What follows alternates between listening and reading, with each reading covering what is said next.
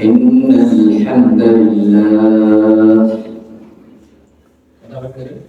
نحمده ونستعينه ونستغفره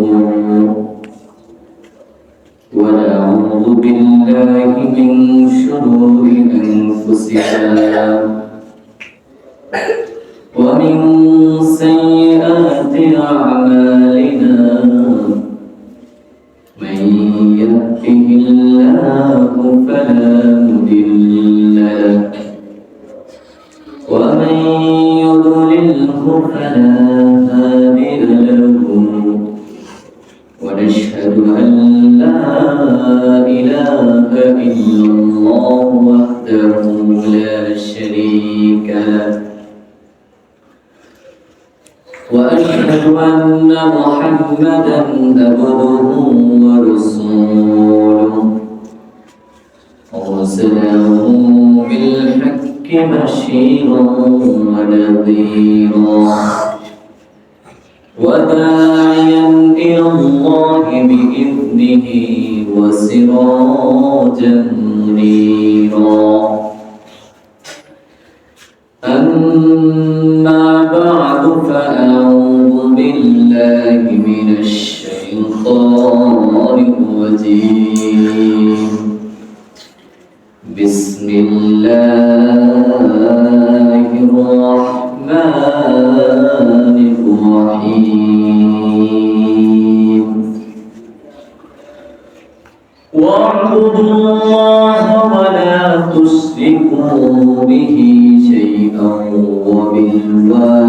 وبالوالدين إحسانا أو كما قال رسول الله صلى الله عليه وسلم طلب العلم فريضة على كل مسلم يا أيها الذين آمنوا صلوا عليه وسلموا تسليما اللهم صل على سيدنا مولانا محمد وعلى آل سيدنا مولانا محمد اللهم صل على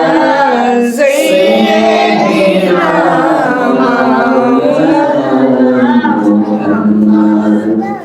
وعلى آل سيدنا مولانا محمد अर्श में लखा नबी अपनार नाम आजाने शुनी अपनार नाम नमाजे परी अपनार नाम कलीमाए देखी अपनार नाम अल्लाहुम्मा सल्ली अला सय्यिदिना मौलाना मुहम्मद وعلى آل سيدنا مولانا محمد अपनार पिता अब्दुल्लाह नबी जी अपनार माथा अमीना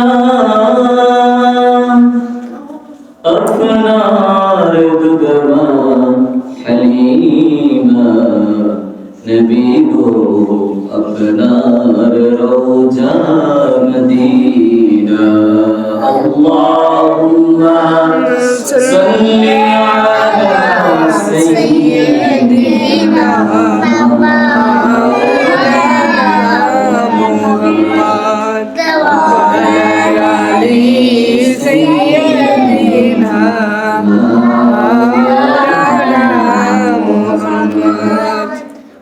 وما أرسلناك إلا رحمة للعالمين العالمين নবী গো আপনাকে দুনিয়ায় পাঠিয়েছেন দুনিয়াবাসীদের জন্যে রহমত বানিয়ে আল্লাহুম্মা সাল্লি আলা সাইয়্যিদিনা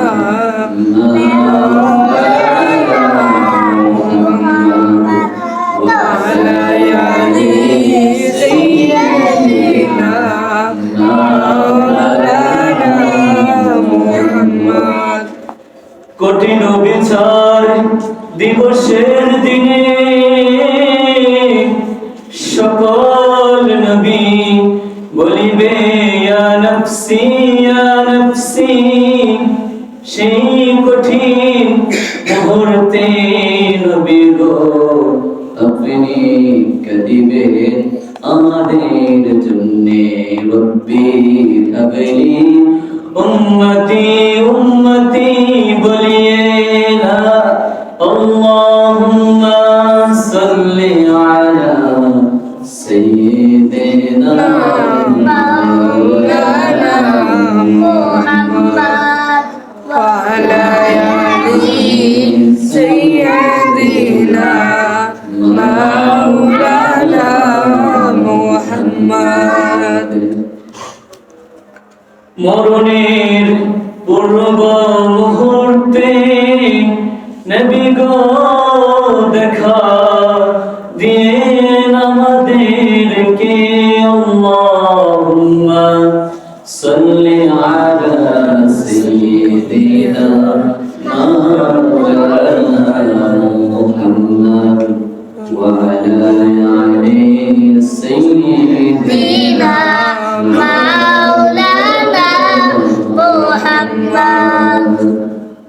আলহামদুলিল্লাহ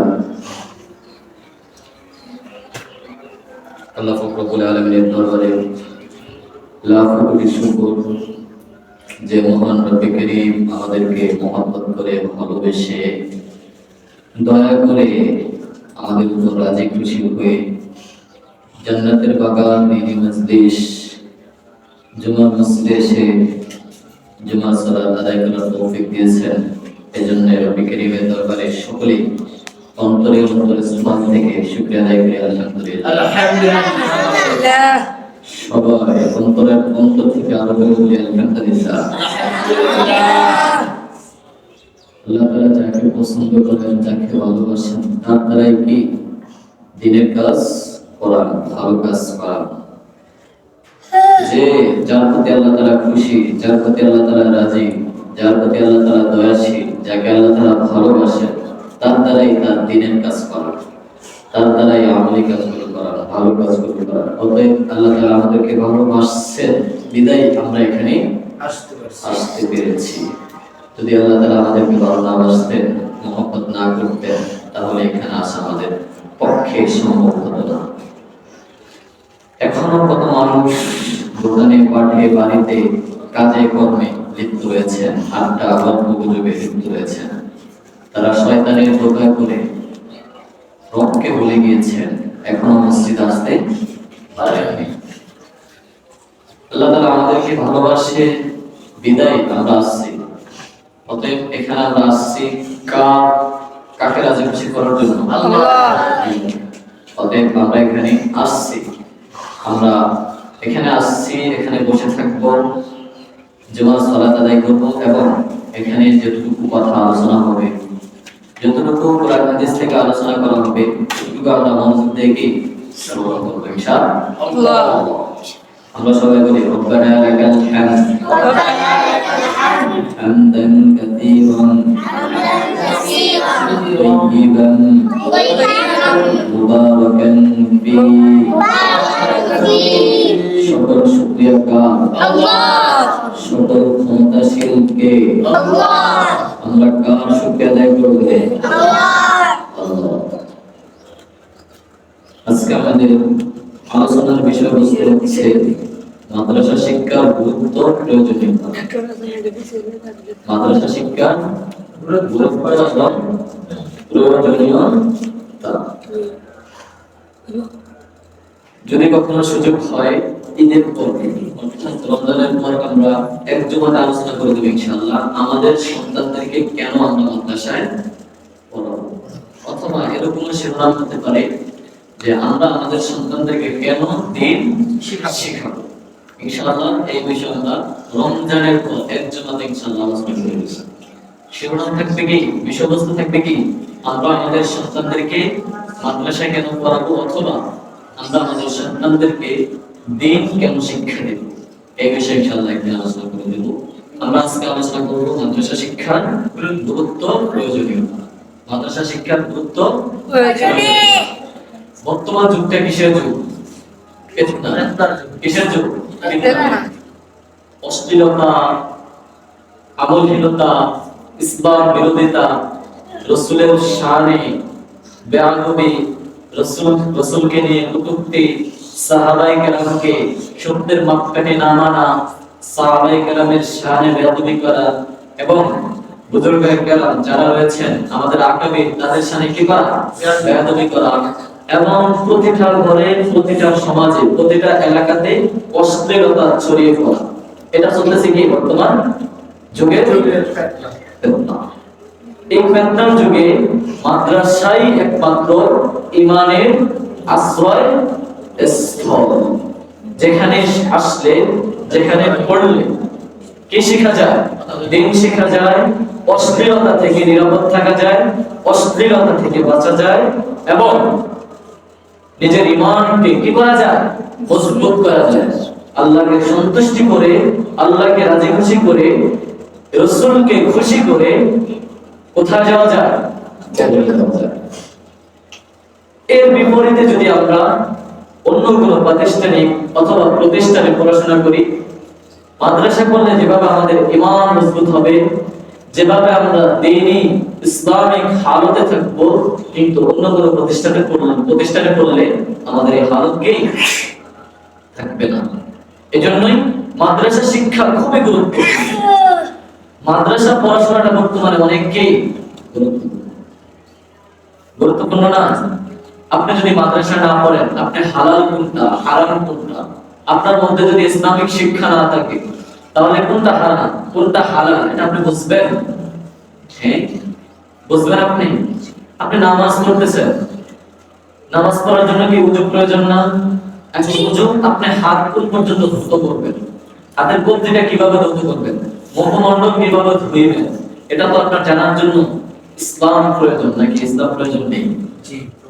এখন ইসলাম যদি শিখতে হয়, ইসলাম যদি আপনার জানতে হয়, তাহলে আপনার কি করতে হবে? অবশ্যই মাদ্রাসায় আসতে হবে। তাহলে মাদ্রাসা শিক্ষার গুরুত্ব আছে কি নেই? আছে। আচ্ছা, মায়ের সাথে কিভাবে ব্যবহার করবেন, বাবার সাথে কিভাবে কথা বলবেন, তাদেরকে কিভাবে শ্রদ্ধা করবেন, তাদের খেদমত কিভাবে করবেন, এটা যদি জানতে হয়, এটা কোনো স্কুল, কলেজ, ভার্সিটিতে শেখানো হয় না। তাহলে কোন জায়গায় শেখানো হয়? মাদ্রাসা।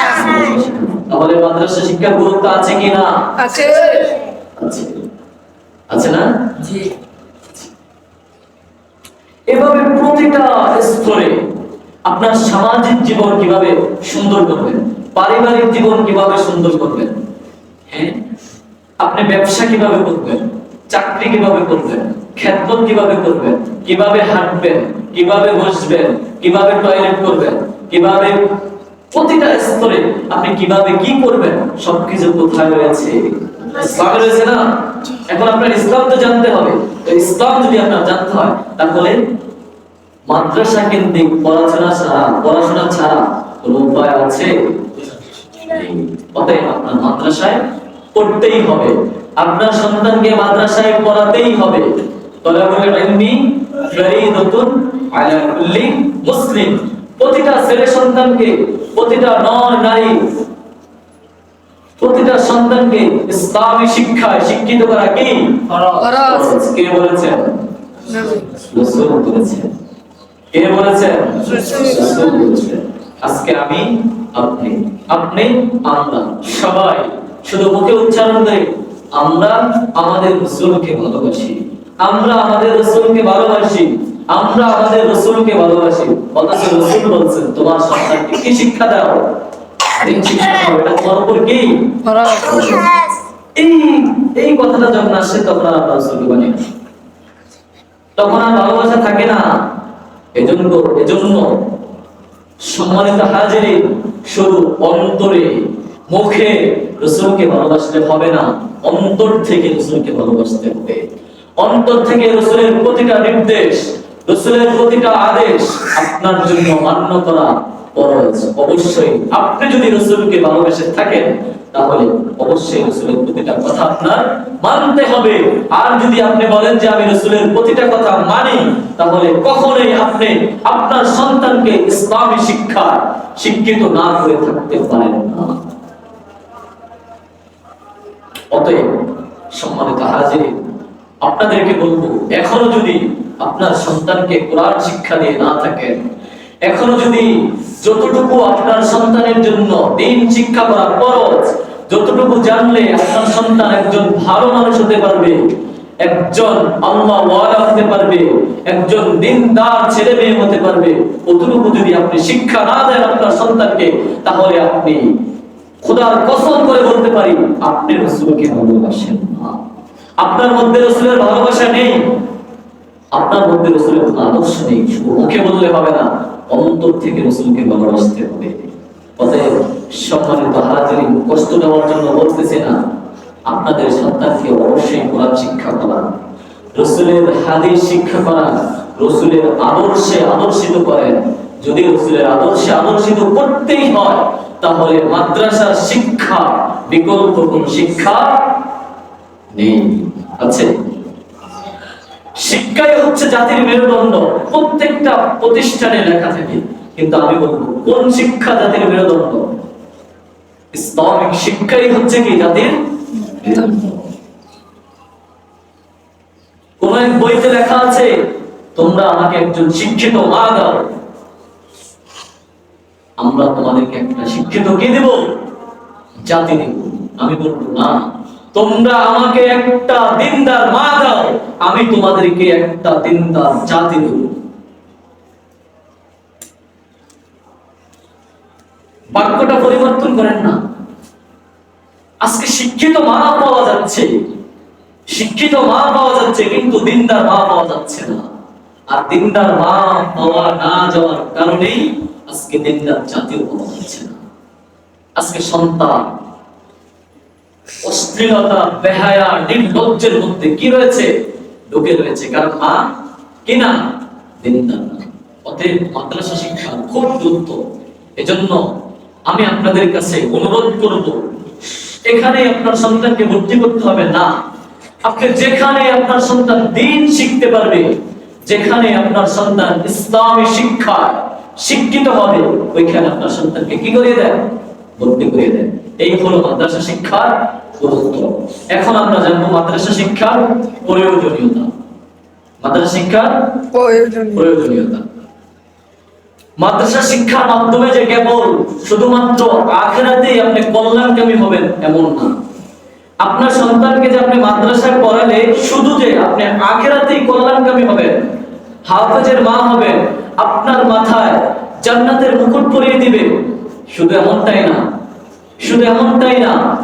সম্মানিত হাজিরিন, মাদ্রাসায় যদি আপনার সন্তানকে শিক্ষিত করেন, ইসলামিক শিক্ষায় শিক্ষিত করেন, দুনিয়াতেও কিছু কি রয়েছে? ফায়দা রয়েছে, উপকারিতা রয়েছে। সেই উপকারিতা সম্পর্কেই আমি আপনাদেরকে অবগত করব ইনশাআল্লাহ। এক নাম্বার, মাদ্রাসায় শিক্ষিত কখনো মাতা পিতার অবাধ্য হয় না। মাদ্রাসায় শিক্ষায় যারা শিক্ষিত হয়, ইসলামিক শিক্ষায় যারা শিক্ষিত হয়, তারা কখনো মাতা পিতার সাথে কি করে না? বেয়াদবি করে না। কখনো মাতা পিতার গায়ে হাত তোলে না। কখনো মাতা পিতার অবাধ্য হয় না। কখনো আপনার অবাধ্য সন্তান হবে না। সম্মানিত হাজিরিন, আপনার সন্তানকে মাদ্রাসায় ভর্তি করেন, আপনার সন্তানকে ইসলামী শিক্ষায় শিক্ষিত করেন, তাহলে আপনার সন্তান কখনো আপনার কি হবে না? অবাধ্য সন্তান হবে না। এক নম্বর কি? মাদ্রাসায় শিক্ষা শিক্ষিত হলে কখনো আপনার সন্তান আপনার কি হবে না, অবাধ্য সন্তান হবে না। সম্মানিত উপস্থিতি, বর্তমানে সর্বমহলে এই অভিযোগ শিক্ষিত যে মা বাবাকে সন্তান ঘর থেকে বের করে দেয়, মা বাবার সাথে সন্তান ঝগড়া করে, এবং কি শুধু তাই নয়, এই কথাও সর্বমহলে শোনা যায়। বিভিন্ন বাবা মা এসে বলে, হুজুর আমার সন্তান আমার গায়ে পর্যন্ত হাত ধরে। আপনারা দেখেননি আপনারা এই অপকর্ম অকেজো কাজগুলো শুধু যারা আধুনিক শিক্ষায় শিক্ষিত হয়েছেন তারা এস্টাবলিশ নামক একটা বাক্য মাথার ভিতরে ঢুকিয়ে তারা সফলতা হবে। বাপ্পা থাকলে সফল হতে পারবে না। যদি বাপ্পার খেদমত করে, বাপ্পার সেবা করে, যদি বাপ্পাকে চারটা ভাত খাওয়ায়, তাহলে তারা মনে করে তারা সফল হতে পারবে না। এজন্য তারা বাপ মার গায়ে হাত তোলে, বাপ মাকে খাবার দেয় না, বাপ মার খোঁজ খবর রাখে না। শুধু কি শিক্ষায় শিক্ষিত হয়ে? আধুনিক শিক্ষায় শিক্ষিত হয়ে। এর বিপরীত যদি আপনি আপনার সন্তানকে ইসলামিক শিক্ষায় শিক্ষিত করতেন, আপনার সন্তানকে যদি আধুনিক শিক্ষায় শিক্ষিত না করে মাদ্রাসায় পড়াতেন, তাহলে কখনোই আপনার সন্তান আপনার গায়ে হাত তোলার সাহস পেত না। কেন জানেন? কারণ সে আল্লাহকে কি পায়? ভয় পায়। কারণ সে জানে আপনাকে খুশি করলে, আপনি খুশি থাকলে আল্লাহ তার উপর কি থাকবে? খুশি থাকবে। কারণ সে জানে আপনার পায়ের নিচে তার কি জান্নাত। কিন্তু যারা আধুনিক শিক্ষায় শিক্ষিত হয় তারা এটা জানে না, এটা পড়েনি, এটা তাদেরকে শেখানো হয়নি যে আপনার পায়ের নিচে কি সন্তানের জান্নাত। অতএব আপনার সন্তানকে মাদ্রাসায় ভর্তি করিয়ে দেন, আপনার সন্তানকে ইসলামিক শিক্ষায় শিক্ষিত করেন, আপনার সন্তানকে ইসলামিক শিক্ষায় কি করেন? শিক্ষিত করেন। আল্লাহ পাক রব্বুল আলামিন সূরাতুন নিসা 34 নং আয়াতে বলতেছেন, ওয়া'বুদুল্লাহা ওয়া লা তুশরিকু বিহি শাইআন ওয়া বিল ওয়ালিদাইনি ইহসানা। আল্লাহ তাআলা বলতেছেন, হে দুনিয়ার মানুষ, তোমরা আমার ইবাদত করো। কার? আল্লাহ। তোমরা আমার ইবাদত করো। ওয়ালা তুশরিকু বিহি শাইআন, এবং আমার সাথে কোনো কিছুকে কি করিও না, শরীক করিও না। তোমরা আমার ইবাদত করো। 2 নাম্বার, আমার সাথে কোনো কিছুকে কি করিও না, শরীক করিও না। 3 নাম্বার, ওয়া বিল ওয়ালিদাইনি ইহসানা, তোমরা মাতা-পিতার সাথে কি করো? সদাচরণ করো। তোমরা মাতা-পিতার অবাধ্য হইও না, তোমরা মাতা-পিতার সাথে বেয়াদবি করিও না। যদি তোমরা মাতা-পিতার সাথে বেয়াদবি করো তাহলে আমি আল্লাহ তোমাদের উপর নারাজ থাকবো। আল্লাহ না করো। আর তোমার মা যদি তোমার উপর নারাজ থাকে, তোমার বাবা যদি তোমার উপর নারাজ থাকে, আর এমন অবস্থায় যদি তুমি দুনিয়া থেকে চলে যাও, আজরাইল এসে যদি তোমার জানটা বের করে নিয়ে যায়, আর এমন অবস্থায় যদি তুমি দুনিয়া থেকে বিদায় নিয়ে চলে যাও, তাহলে তোমার স্থান হবে কোথায়? জাহান্নাম। অতএব আল্লাহ তাআলা শিক্ষা দিতেছেন, আল্লাহ তাআলা আমাদেরকে সতর্ক করতেছেন, হে দুনিয়ার মানুষ, আমার সাথে কি করিও না, শরীক করিও না। আমার ইবাদত করো, অন্য কোনো মানুষের ইবাদত করিও না, অন্য কোনো মূর্তি পূজার ইবাদত করিও না, অন্য কোনো খোদার ইবাদত করিও না। একমাত্র আমি আল্লাহর ইবাদত করো। সাথে সাথে বাবা মার সাথে কি করো? সদাচরণ করো। বাবা মার অবাধ্য হইও না, তাদের সাথে বেয়াদবি করিও না, তাদের খেদমত করো, তাদের সেবা করো, তাদের যত্ন করো। কে বলতেছেন? আল্লাহ তাআলা বলতেছেন।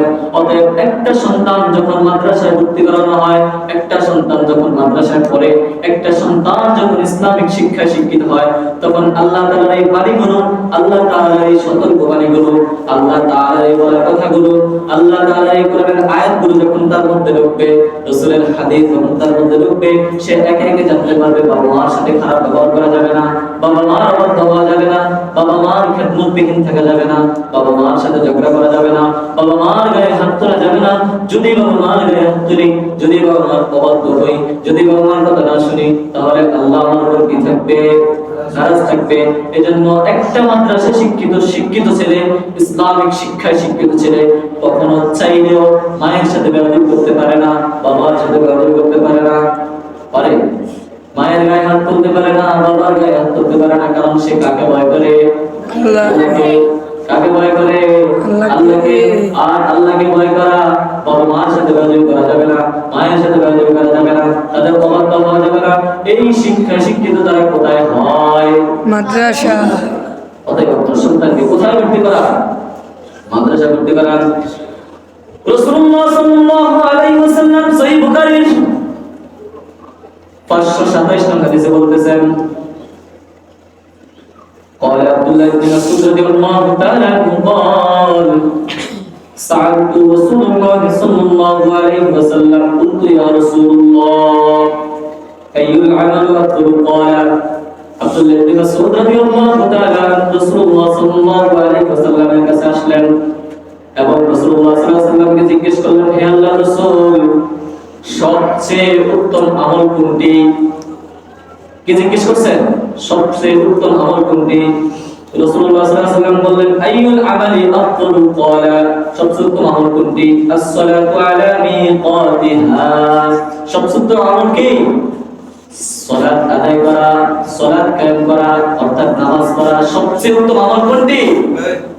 নামাজ কায়েম করা। সবচেয়ে উত্তম আমল হচ্ছে নামাজ কায়েম করা। ওই সাহাবী দ্বিতীয়বার জিজ্ঞেস করলেন, কুলতু সুম্মা আইয়ু? তারপর কোনটি? قال رسول الله صلى الله عليه وسلم ثم يريد الوالدين ثم بر الوالدين। আল্লাহ রাসূল সাল্লাল্লাহু আলাইহি ওয়াসাল্লাম বলতেছেন, তারপরে সবচেয়ে উত্তম আমল হচ্ছে তোমার বাবা মায়ের খেদমত করা। 3 নম্বর কি বলছে?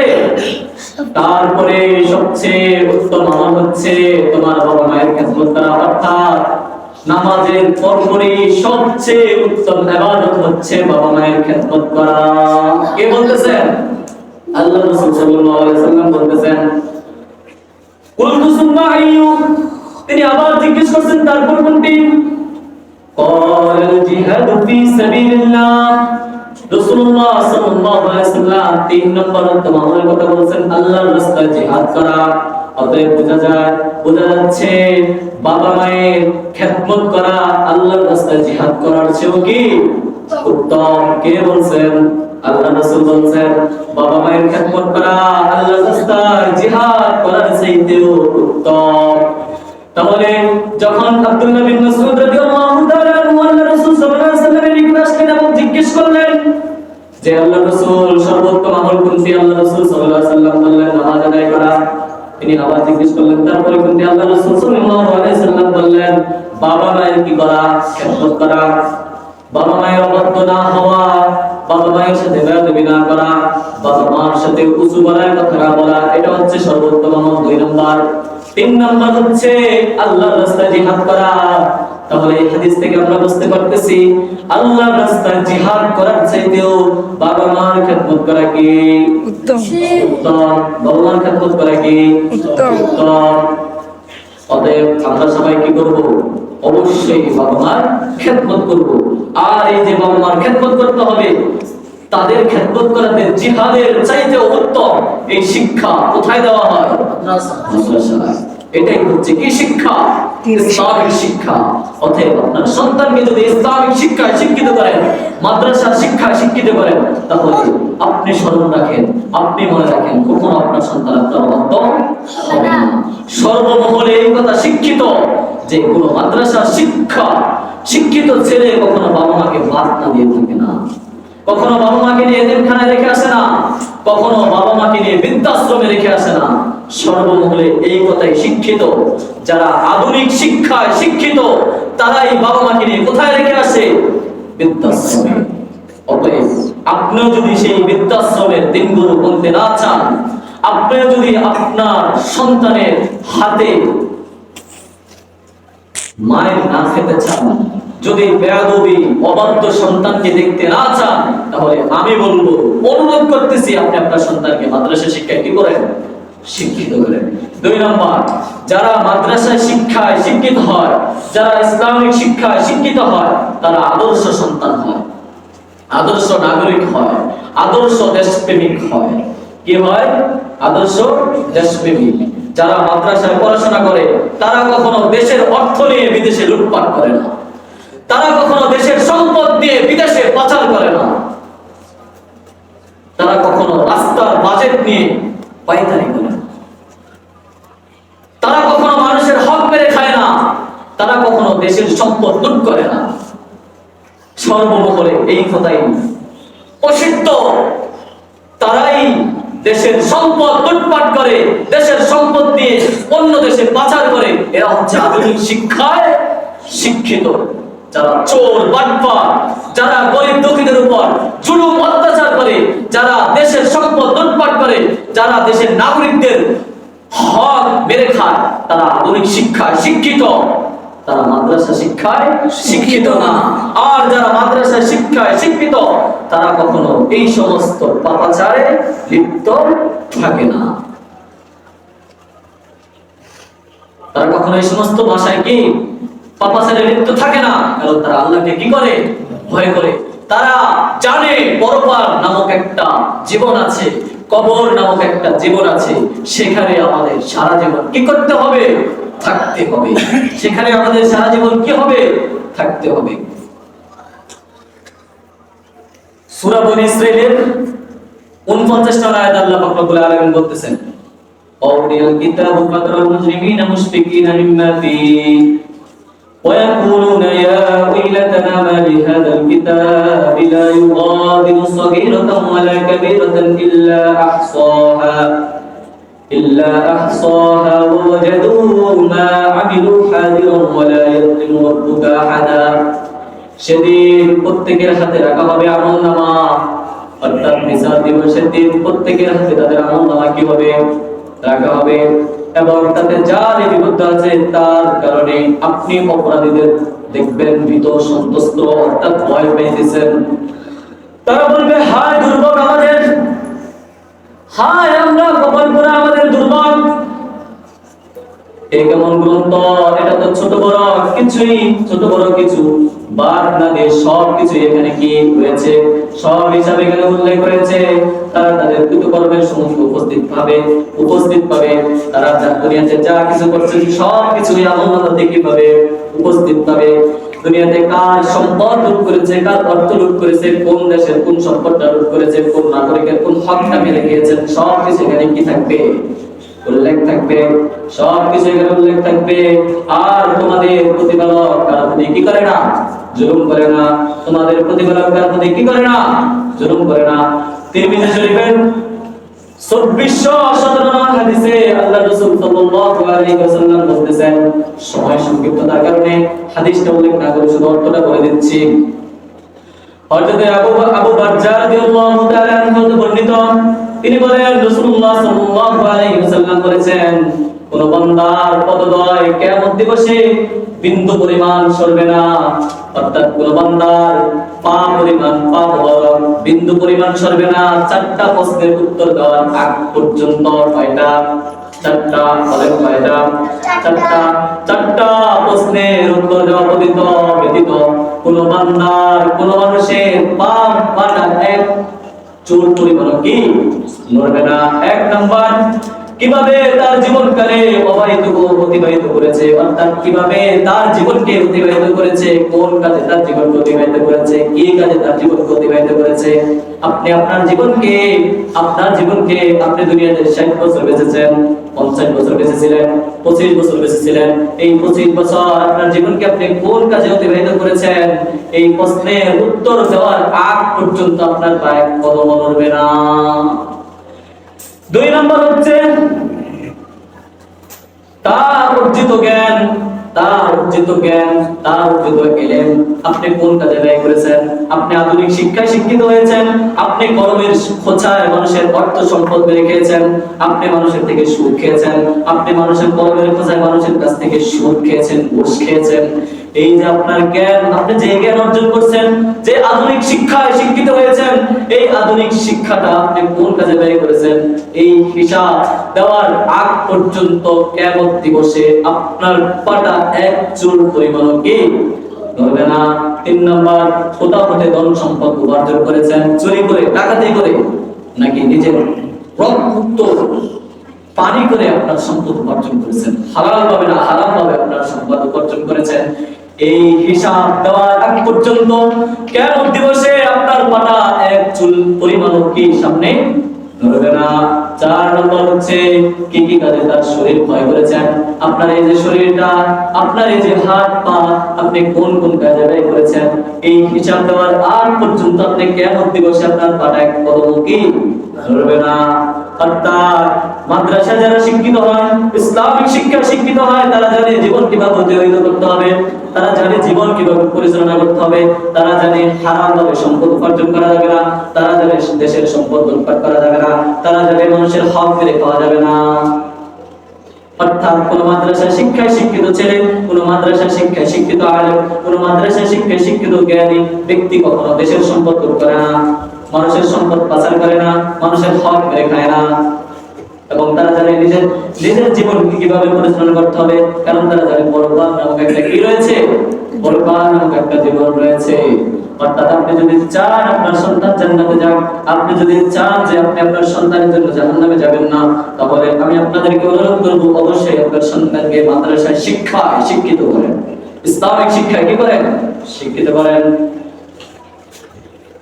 3 নম্বর, মাদ্রাসা যারা পড়াশোনা করে, মাদ্রাসায় যারা পড়াশোনা করে, মাদ্রাসাগুলো আল্লাহর আযাব মুক্ত করার একটি মজবুত দুর্গ।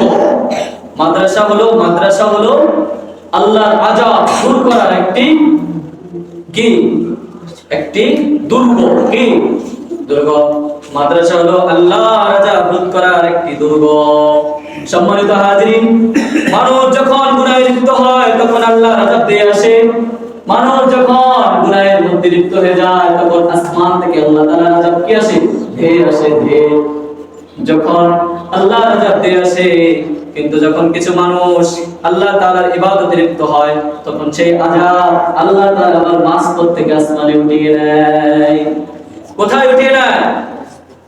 আল্লাহ তাআলার কিছু মানুষের নেক কাজের উসিলায়, কিছু মানুষের ইবাদতের উসিলায় আল্লাহ তাআলা সব আযাবকে আবার আসমানে কিনে উঠিয়ে নেয়। আল্লাহ তাআলা সূরাতুল আনফালের 33 আয়াতে বলতেছেন, ওয়া মা কানা আল্লাহু লিউআযিবাহুম ফীহিম ওয়া মা কানা আল্লাহু মুআযিবাহুম ওয়া হুম ইস্তাগফিরুন। আর আল্লাহ এমন নন যে তিনি তাদের মধ্যে থাকবেন অথচ তিনি তাদেরকে শাস্তি দিবেন, এবং আল্লাহ এমন নন যে তারা ক্ষমা প্রার্থনা করবে অথচ তিনি তাদেরকে শাস্তি দিবেন। অর্থাৎ আল্লাহ তাআলা এমন নয়, অনেক পাপাচারী ব্যক্তি এই সমাজে রয়েছেন, কিন্তু কিছু কিছু আল্লাহর বান্দা রয়েছেন, কিছু কিছু আল্লাহর বান্দী রয়েছেন, তারা ইবাদত করে। আল্লাহ তাআলা বলতেছেন, আমি এমন নয়, আমি আল্লাহ তাআলা এমন নয় যে এই যে কিছু কিছু বান্দা রয়েছেন, কিছু কিছু ইবাদত বন্দেগীকারী রয়েছেন, তারা ইবাদত করবে, আল্লাহ তাআলা সবাইকে ধ্বংস করে দিবেন। অর্থাৎ আল্লাহ তাআলা এটাই বুঝাইতে চাইতেছেন, যারা ইবাদত করতেছে তাদের কারণে, যারা কোরআন তেলাওয়াত করতেছে তাদের কারণে আমি আল্লাহ তাআলা বাকি যারা রয়েছেন, পাপাচারী রয়েছেন, তাদেরকে রক্ষা করতেছি। অর্থাৎ আমি আপনাদেরকে বলবো, মাদ্রাসা হলো আযাব মুক্ত করার একটি কি দুর্গ। কারণ আপনারা সবাই পাপাচারে লিপ্ত থাকেন, 24 ঘন্টা পাপাচারে লিপ্ত থাকেন। আর এই মাদ্রাসাগুলোতে দ্বীনি আলোচনা চলতেছে, কোরআন হাদিসের আলোচনা চলতেছে, তেলাওয়াত চলতেছে। যখন সুবহ সাদিক হয়, মাদ্রাসার এই ছোট ছোট বাচ্চাগুলো ঠান্ডা পানি দিয়ে ওযু করে এসে দাঁড়িয়ে যায় আল্লাহ তাআলার দরবারে, আল্লাহ তাআলার কাছে পরিয়োগ করে 2 রাকাত নামাজ পড়ে, চোখের পানি ফেলে, কেউ কান্না করে আপনাদের জন্য মাপ চায়, যাতে আপনাদের উপর কোনো আযাব না আসে, মাপ চায়, যাতে আপনাদের উপর কোনো আযাব ধেয়ে না আসে, মাপ চায়। এবং কেউ তেলাওয়াত করে, কেউ চোখের পানি ফেলে কান্না করে। এই কান্না এবং তাদের এই তেলাওয়াত, তাদের এই আমলের কারণে আল্লাহ পাক রব্বুল আলামিন আপনাদেরকে বিভিন্ন আযাব থেকে কি করতেছেন? হেফাজত করতেছেন। তাদের তাহাজ্জুদের বদলে, তাদের তেলাওয়াতের বরকতে, তাদের তাহাজ্জুদের বরকতে, তাদের চোখের পানির বরকতে আল্লাহ তাআলা এই দুনিয়াটাকে এখনো হেফাজত রেখেছেন। আল্লাহ তাআলা এখনো আপনাকে আমাকে সুস্থ রাখতেছেন। কিসের বরকতে? প্রতিটা মাদ্রাসার ছাত্রদের, হাফেজখানার ছাত্রদের চোখের পানির বরকতে আমরা এখনো ওকে কি দিতে পারতেছি? খাবার দিতে পারতেছি। যদি তাদের চোখের পানি, যদি গভীর রাত্রে তাদের চোখের পানি না পড়তো, কেমন জানি আমার মনে হচ্ছে এই পৃথিবীটাকে আল্লাহ তাআলা আরো অনেক আগে কি করে দিতেন? ধ্বংস করে দিতেন। অর্থাৎ মাদ্রাসাটা হচ্ছে আল্লাহর আযাব মুক্ত করার একটি কি দুর্গ। কি দুর্গ? 4 নম্বর, সামাজিক সকল অন্যায় দূর হয়ে যায়। যারা মাদ্রাসায় পড়াশোনা করে, মাদ্রাসার কারণে, মাদ্রাসার শিক্ষার কারণে সামাজিক পারিবারিক ফ্যামিলির সকল কাজ রুদ্ধ হয়ে যায়, দূর হয়ে যায়, সকল গুনাহ কি হয়ে যায়, দূর হয়ে যায়। আপনার সন্তান যখন মাদ্রাসায় শিক্ষায় শিক্ষিত হয়, যখন আপনার সন্তান হাফেজ হয়ে যায়, যখন আপনার সন্তান হাফেজ হয়ে যাবে, তখন চাইলেও আপনি দোকানে বসে অন্য মানুষদের সাথে বাজি খেলতে পারবেন না, লুডো খেলতে পারবেন না, তাস খেলতে পারবেন না, জুয়া খেলতে পারবেন না। তখন আপনার মনে এমন একটা আশঙ্কা আসবে, এমন একটা আকাঙ্ক্ষা আসবে, আমার সন্তান তো হাফেজ হয়ে গিয়েছে, আমার সন্তান তো আলেম হয়ে গিয়েছে, আজকে যদি আমি আমার সন্তান আলেম হওয়ার পরেও, হাফেজ হওয়ার পরেও এই গুনাহগুলো করি, জুয়া খেলি, তাস খেলি, অবাধ্য হয়ে থাকি, আল্লাহ তাআলার ইবাদত না করি, নামাজ না করি, তাহলে মানুষ আমার সন্তানকে নিয়ে কি করবে? ঠাট্টা বিদ্রুপ করবে। আমার সন্তান মানুষের সামনে গিয়ে বড় গলায় কথা বলতে পারবে না, আমার সন্তান মানুষের সামনে গিয়ে কোরআন হাদিসের কথা বলতে পারবে না, যদি না আমি ঠিক না হই। তাহলে চারটা কারণ বলছি। এখন আমরা জানবো মাদ্রাসার শিক্ষা সহযোগিতা করলে উপকারিতা, উপকার কি। দুইটা ঘটনা বলে আমি আপনাদের সামনে আজকে আলোচনা শেষ করব। এক নম্বর ঘটনা হচ্ছে আল্লাহ পাক রব্বুল আলামিন রাসূলুল্লাহ সাল্লাল্লাহু আলাইহি ওয়াসাল্লাম জামি তিরমিজির 2345 নং হাদিসে বলতেছেন, দুই ভাই ছিল, এক ভাই রাসূলুল্লাহ সাল্লাল্লাহু আলাইহি ওয়াসাল্লামের কাছে এসে ইলম শিক্ষা করতেন, দ্বীন শিক্ষা করতেন, ইসলামী শিক্ষায় শিক্ষিত হওয়ার জন্য আসতেন। আর এক ভাই ছিলেন, তিনি মজুরি কাজ করতেন, রিকশা চালাতেন বা অন্যান্য কাজ করতেন, খেতে খামারে কাজ করতেন, কৃষি কাজ করতেন। এমনি ভাবে তারা দুই ভাই ছিলেন, এক ভাই কৃষি কাজ করতেন এবং আরেক ভাই মজুরির কাজ করতেন। এক ভাই আল্লাহ রাসূল সাল্লাল্লাহু আলাইহি ওয়াসাল্লামের কাছে এসে দ্বীন শিক্ষা করতেন। হঠাৎ একদিন তাদের দুই ভাইয়ের মধ্যে যেই ভাই বিলে খালে কৃষি কাজ করতেন, সেই ভাই রাসূলুল্লাহ সাল্লাল্লাহু আলাইহি ওয়াসাল্লামের কাছে এসে অভিযোগ করতেছেন যে আমার ছোট ভাই আপনার কাছে এসে পড়ে থাকে দৈনন্দিন, কোনো কাজ কাম করে না, আমি কাজ করে আনি, আমি উপার্জন করে আনি, সে বসে বসে খায়, আর আপনার কাছে এসে, আপনার দরবারে এসে বসে থাকে ইলম শিক্ষা করার জন্য। তখন আল্লাহ রাসূল সাল্লাল্লাহু আলাইহি ওয়াসাল্লাম ওই ভাইকে বলতেছেন, হয়তোবা তোমার ভাই ইলম শিক্ষা করতেছে আর এজন্যই আল্লাহ পাক রব্বুল আলামিন তোমার রিজিকের ব্যবস্থা করে দিতেছে। হয়তোবা তোমার ভাই ইলম শিক্ষা করতেছেন, দ্বীন শিক্ষা করতেছেন, ইসলামী শিক্ষায় শিক্ষিত হতেছেন, আর এই বরকতেই আল্লাহ পাক রব্বুল আলামিন তোমার আমার সকলের রিজিকের ব্যবস্থা করে দিতেছেন। অর্থাৎ আপনি আপনার সন্তানকে মাদ্রাসায় শিক্ষায় শিক্ষিত করতেছেন, সেই মাদ্রাসায় দিতেছেন, এই জন্যই হয়তো আল্লাহ পাক রব্বুল আলামিন এখন আপনাকে রিজিক দিতেছেন, এখন আপনি আল্লাহর রিজিক খাইতেছেন, এখন আপনি পেট ভরে খাবার খাইতেছেন, এখন আল্লাহ পাক রব্বুল আলামিন আপনার রিজিকে বরকত দিতেছেন। এখন আল্লাহ তাআলা আপনাকে না খাইয়ে রাখেননি, শুধু আপনার সন্তান মাদ্রাসায় পড়ে। এই এলাকাবাসীকে বলতেছি, শুধু আপনারা এখনো সুখ শান্তিতে রয়েছেন, এখন আল্লাহ তাআলা আপনাদেরকে রিজিক দিতেছেন। আপনারা যে পাপাচারে, যে গুনাহের মধ্যে লিপ্ত আছেন, আমার মনে হয় না যদি এই মাদ্রাসা না থাকতো, এই আশেপাশে অন্যান্য মাদ্রাসাগুলো না থাকতো, তাহলে আমার মনে হয় না আল্লাহ রব্বুল আলামিন আসমান থেকে আপনাদের রিজিকের ব্যবস্থা করতেন। আমাদের রিজিকটা থাকে আল্লাহ, আল্লাহ তাআলা রাজ্জাক না। তাহলে আল্লাহ যদি আমাদেরকে না খাওয়াইতেন, আমাদের রিজিকের ব্যবস্থা না করতেন, তাহলে কি সম্ভব ছিল? সম্ভব ছিল না। অতএব আল্লাহ তাআলা এই মাদ্রাসাগুলোর কারণে আমাদের রিজিকের ব্যবস্থা করতেছেন এখন পর্যন্ত। আল্লাহ রাসূলের হাদিসের ভাষ্য অনুযায়ী এটাই বোঝা যায়। আরেকটা ঘটনা বলে শেষ করে দিচ্ছি। মিশরের একটি ঘটনা, আব্দুর রহমান ইবনে আফফান নামক একটা মানুষ ছিলেন। আব্দুর রহমান ইবনে আফফান নামক এক বুজুর্গ ব্যক্তি ছিলেন। তিনি কবর খোদাই করতেন, কবর খনন করে মানুষকে কি করতেন? দাফন করতেন। এর বিনিময়ে তাকে কিছু টাকা দেওয়া হতো। একজন মহিলা একদিন তার কাছে আসছেন যে আমার একটা সন্তান মারা গিয়েছেন, তুমি আমার সন্তানকে কবর দাফন কাফনের কি করো, কাজটা সম্পূর্ণ করে দাও। তিনি ওই মহিলার কথা অনুযায়ী কবর খনন করলেন। কবর খনন করার পর যখন ওই মায়ের সন্তানকে কবরে রাখবেন, এমন তো সময় যখন কবরে রাখছেন, যখন মাটি দিবে, এমন তো সময় ওই লোকটা দেখতে পাচ্ছে যে তার কবরটা প্রশস্ত হয়ে গিয়েছে, তার কবরটা জান্নাতের বাগানে প্রশস্ত হয়ে গিয়েছে, তার কবরটা জান্নাতের বাগান হয়ে গিয়েছে। এবং দুইজন সওয়ার ব্যক্তি ঘোড়ায় আরোহণ করে এসে তাকে নিয়ে গিয়েছেন। কোথায় নিয়ে গিয়েছেন? জান্নাতে। এই অবস্থা থেকে ওই লোকটা হঠাৎ ওই জায়গায় কি হয়ে গিয়েছেন? অজ্ঞান হয়ে গিয়েছেন। অজ্ঞান হয়ে যাওয়ার পর আরো অন্যান্য যে মানুষগুলো ছিল ওই মানুষগুলো ওই লোকটাকে ওইখান থেকে বের করে ওইখান থেকে উঠিয়ে তার কবরটা কি করছেন, সম্পূর্ণ করছেন, তার দাফন কাফন সম্পূর্ণ করছেন। এভাবে আরো কিছুদিন চলে গিয়েছেন। 1-2 মাস 40 দিন যাওয়ার পর ওই মহিলা আবার আসছেন তার কাছে, এসে বলতেছেন যে আমার দ্বিতীয় সন্তান মারা গিয়েছেন, আমার একটা সন্তান মারা গিয়েছেন, তুমি আমার এই সন্তানের কবর দাফন কাফন কি করো, সম্পূর্ণ করো। ঠিক আগের মতোই ওই লোকটা দ্বিতীয় সেই ছেলেটারও দাফন কাফন সম্পূর্ণ করছেন। দাফন কাফন সম্পূর্ণ করার পর সে বলতেছে আমি আগের মতোই প্রথম সন্তানকে যেভাবে কবর দিয়েছি, প্রথম সন্তানের কবরটা যেভাবে জান্নাতের মতো প্রশস্ত হতে দেখেছি, জান্নাতি নাজনে হতে দেখেছি, এবং প্রথম সন্তানকে কবর দেওয়ার পর যেভাবে দুইজন সওয়ারি এসে তাকে নিয়ে গিয়েছেন, যেভাবে দুইজন সওয়ারি এসে তাকে জান্নাতে নিয়ে গিয়েছেন, আমি এই দ্বিতীয় সন্তানকেও কবর দেওয়ার সময় একই অবস্থা দেখেছি। কবর দাফন কাফন সম্পন্ন করার পর ওই লোকটা যখন ওই মহিলার কাছে তার পারিশ্রমিক আনতে গিয়েছেন, পারিশ্রমিক নেওয়ার পর ওই মহিলাকে জিজ্ঞেস করতেছেন, বলেন তো আপনার সন্তানগুলোকে কি এমন আমল করতেন, কি কারণে তাদের এত মর্যাদা? ওই মহিলা বলতেছেন, সংক্ষিপ্ত আকারে বর্ণনা আপনাদের সামনে উল্লেখ করতেছি। ওই মহিলা বলতেছেন আমার 2টা সন্তান ছিল, 2টা সন্তানকে আল্লাহ তাআলা আমাকে আমার বুকটা খালি করে তার কাছে নিয়ে গিয়েছেন। একটা সন্তান মাদ্রাসায় পড়াশোনা করতেন, একটা সন্তান মাদ্রাসায় ইলম শিক্ষা করতেন, একটা সন্তান মাদ্রাসায় শিক্ষায় শিক্ষিত হতে চেয়েছিলেন, একটা সন্তান ইসলামিক শিক্ষায় শিক্ষিত হতে চেয়েছিলেন। আর এই সন্তানটা আমার এই সন্তানটার পড়ালেখার ইলম শিক্ষা করার যত যাবতীয় খরচ আছে, এই খরচগুলো আমার দ্বিতীয় সন্তান কি করতেন, বহন করতেন। অর্থাৎ ওই মহিলা বলতেছেন আমার 2টা সন্তান ছিল, একটা সন্তান মাদ্রাসায় পড়াশোনা করতেন, আর মাদ্রাসায় পড়াশোনা করার যাবতীয় যত খরচ রয়েছে সব খরচ আমার দ্বিতীয় সন্তান বহন করতেন। আমার দ্বিতীয় সন্তান খেতে খামারে উপার্জন করে যেই টাকা পাইতেন, যেই পারিশ্রমিক পাইতেন, ওই পারিশ্রমিক দিয়ে আমার দ্বিতীয় সন্তানের পড়াশোনার খরচ চালাইতেন।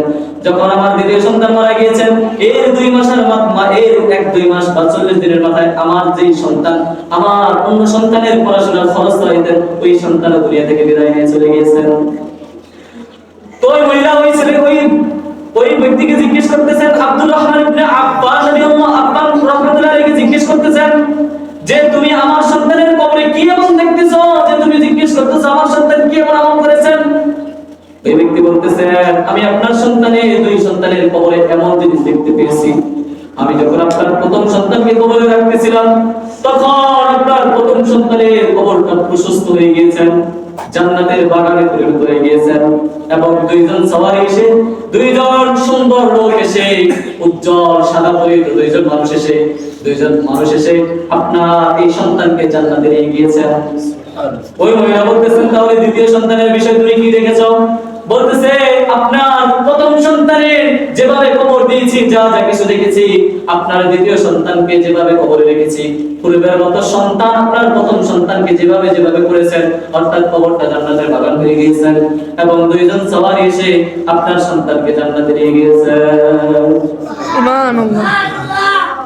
আব্দুর রহমান ইবনে আব্বাস রাদিয়াল্লাহু তাআলা এই কাহিনীগুলো শোনার পর তিনি মনে মনে নিয়ত করে ফেলেছেন যেভাবেই হোক আমিও যে ইলম শিক্ষা করলে জান্নাত পাওয়া যাবে, যে ইলম শিক্ষা গ্রহণ করলে জান্নাতি হওয়া যাবে, যে ইলম শিক্ষা গ্রহণ করলে কবরটা তো প্রশস্ত হয়ে যাবে, যে ইলম শুধু শিক্ষা করলে না, ইলম শিক্ষা করানোর জন্য যদি কেউ সহযোগিতা করে, অর্থাৎ একটা সন্তান মাদ্রাসায় পড়াশোনা করবে, ওই সন্তানের যদি মাদ্রাসায় পড়াশোনা করার জন্য যাবতীয় খরচ অথবা সহযোগিতার প্রয়োজন যদি আপনি করেন, এই সহযোগিতা করার কারণে আল্লাহ তাআলা আপনাকে জান্নাত দিয়ে দিবেন।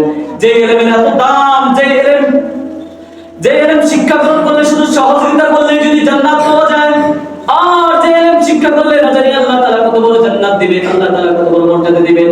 ওই আব্দুর রহমান ইবনে আব্বাস রাদিয়াল্লাহু তাআলা মনে মনে নিয়ত করে ফেলেছেন এখন থেকে আমি ইলম শিক্ষা করার জন্য যা যা কিছু প্রয়োজন আমি সব করব। আব্দুর রহমান ইবনে আব্বাস রাদিয়াল্লাহু তাআলা বাড়িতে গিয়ে নিজের ব্যাগ জামা কাপড় সব কিছু গুছিয়ে তিনি বাড়ি ত্যাগ করে মিশরের এক বুজুর্গ ব্যক্তির কাছে গিয়ে শেষ পর্যায়ে উনি মিশরের ওই সময়ের উল্লেখযোগ্য আলেমদের মধ্যে একজন ছিলেন। এবং ঘটনা এমন পাওয়া যায় আব্দুর রহমান ইবনে আব্বাস রাদিয়াল্লাহু তাআলা যখন মৃত্যুবরণ করেন, তখন তিনি হাসতে হাসতে কালিমা পড়তে পড়তে দুনিয়া থেকে বিদায় নিয়ে চলে যায়।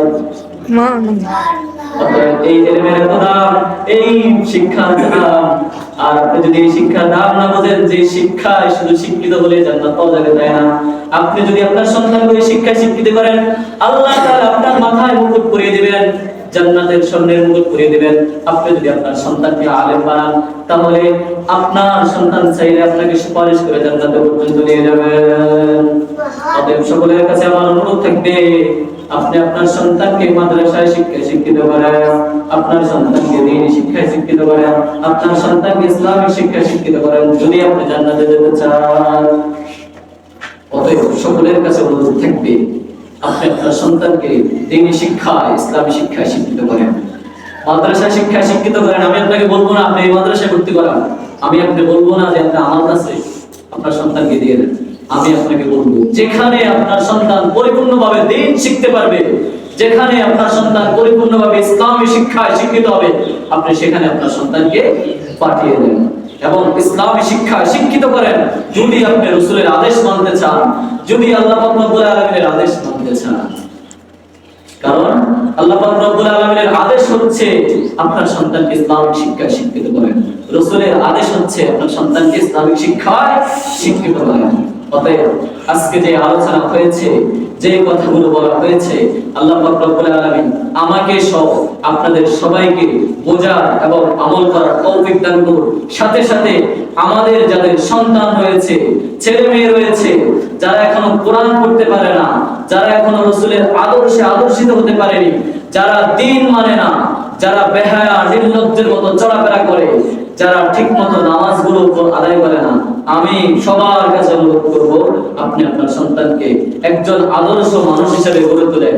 আর যদি আদর্শ মানুষ হিসেবে গড়ে তুলতে হয়, তাহলে অবশ্যই আপনার সন্তানকে ইসলামিক শিক্ষা শিক্ষিত করতে হবে। ওয়া আখিরু দাওয়ানা আলহামদুলিল্লাহি রাব্বিল আলামিন।